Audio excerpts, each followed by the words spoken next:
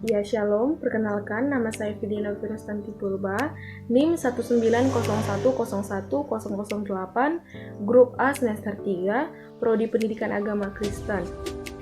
Tujuan saya membuat video ini adalah untuk melengkapi tugas dari dosen mata kuliah saya, yaitu Ibu Grace Yombing, dengan mata kuliah Dasar-Dasar Pendidikan. Ya, di sini ada 5 poin pembahasan yang akan saya bahas. Yang pertama, landasan pendidikan. Yang kedua, asas tuturi Handayani. Yang ketiga, belajar sepanjang hayat. Yang keempat, asas kemandirian dalam belajar. Yang kelima, kegiatan belajar dalam mengembangkan kemandirian. Ya, yang pertama yaitu landasan pendidikan.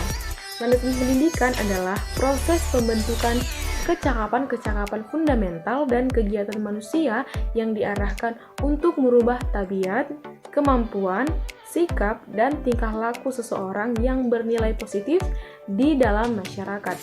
Landasan pendidikan ini terbagi menjadi 6 poin. Yang pertama, landasan historis. Yang kedua, landasan filosofis.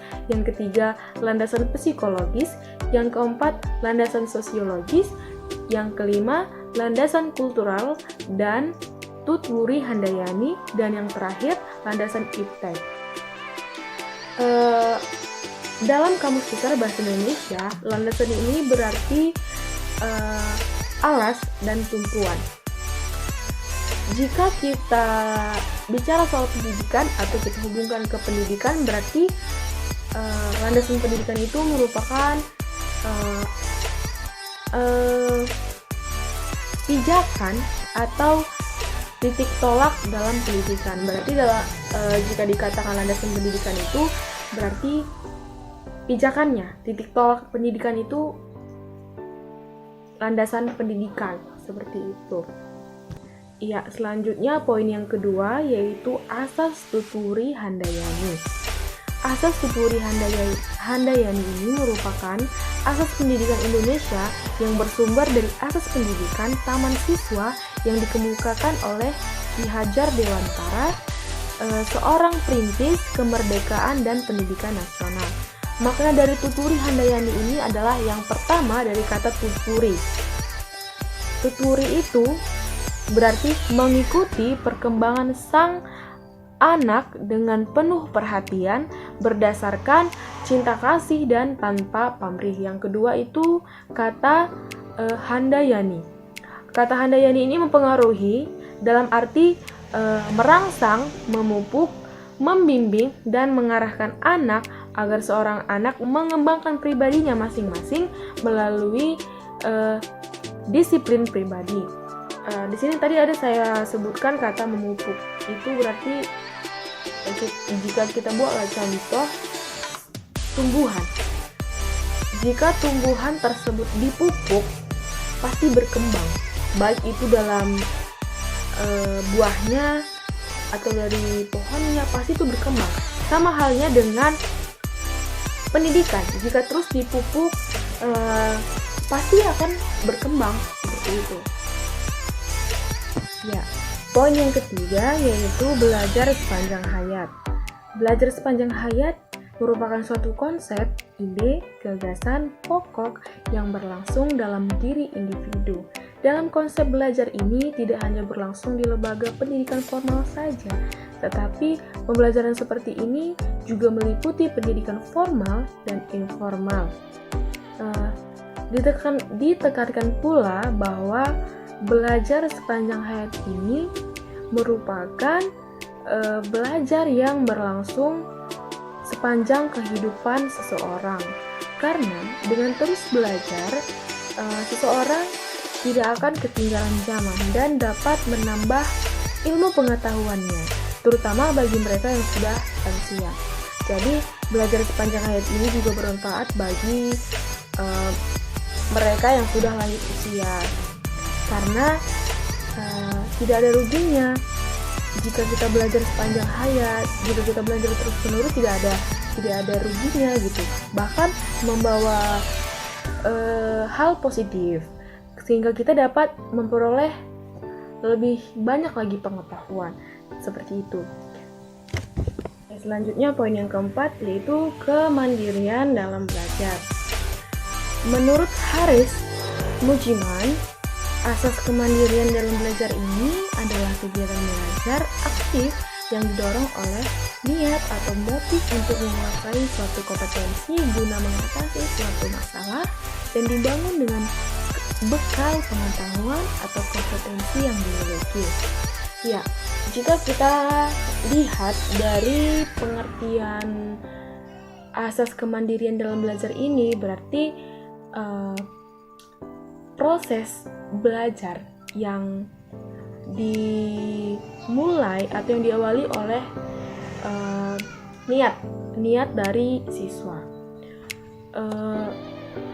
Belajar mandiri ini bisa dikatakan bukan belajar tanpa seorang tenaga pendidik ya, bukan belajar tanpa seorang guru, tapi belajar mandiri ini harus dari dalam niat dulu, dari niat kita sendiri dulu gitu. Bukan tugas seorang pendidik lagi untuk menimbulkan rasa niat untuk belajar kita, tetapi di dalam materi asas kemandirian dalam belajar ini itu berarti usaha siswa untuk melakukan kegiatan belajar yang didasari oleh niatnya sendiri supaya siswa tersebut dapat menguasai kompetensi tertentu seperti itu. Jadi misalkan seperti ini, ada seorang siswa yang minat dengan satu mata pelajaran, tetapi di mata pelajaran lain tidak ada niatnya gitu. Berarti di satu mata pelajaran yang disukai itu dia ada niat untuk belajar gitu.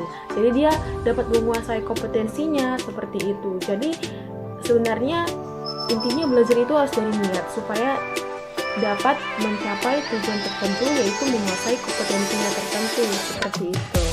Iya, poin yang kelima yaitu kegiatan belajar mengembangkan kemandirian.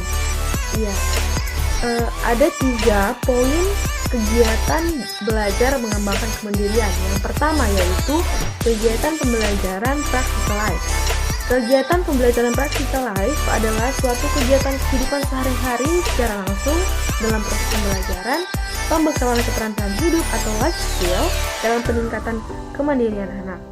Iya, di sini dikatakan practical life berarti praktik kehidupan, gitu kan? Kehidupan sehari-hari. Ini bisa diterapkan di kehidupan sehari-hari, contohnya dalam hal kecilnya itu mengerjakan pekerjaan rumah. Seharusnya seorang anak itu bisa mengerjakan pekerjaan rumah tanpa harus diatur atau disuruh oleh orang tua. Sama halnya dalam belajar, pasti itu sebenarnya kalau belajar disuruh atau diatur itu sulit, harus dari ada niatnya dulu seperti itu, baru bisa tercapai tujuan tertentunya, tercapai kompetensi tertentunya seperti itu.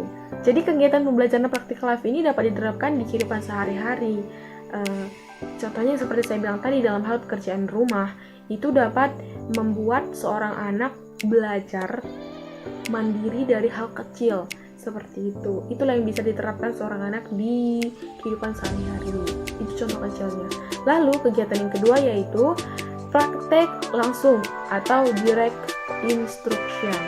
Ya, metode pembelajaran praktek langsung ini dirancang khusus untuk menunjang proses pembelajaran seorang anak atau seorang siswa.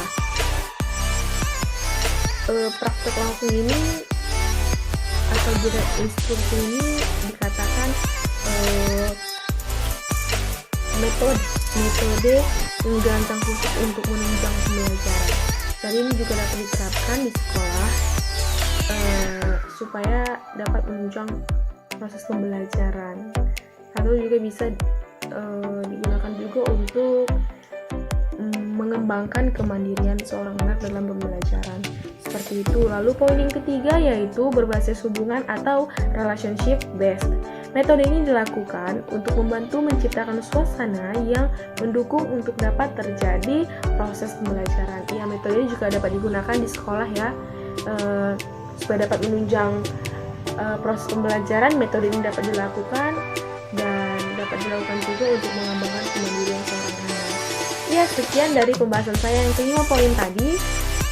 Jika ada salah kata dalam tutur kalimat saya mohon maaf yang sebesar-besarnya.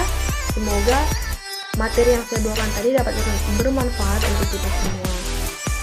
Sekian dan terima kasih. Shalom.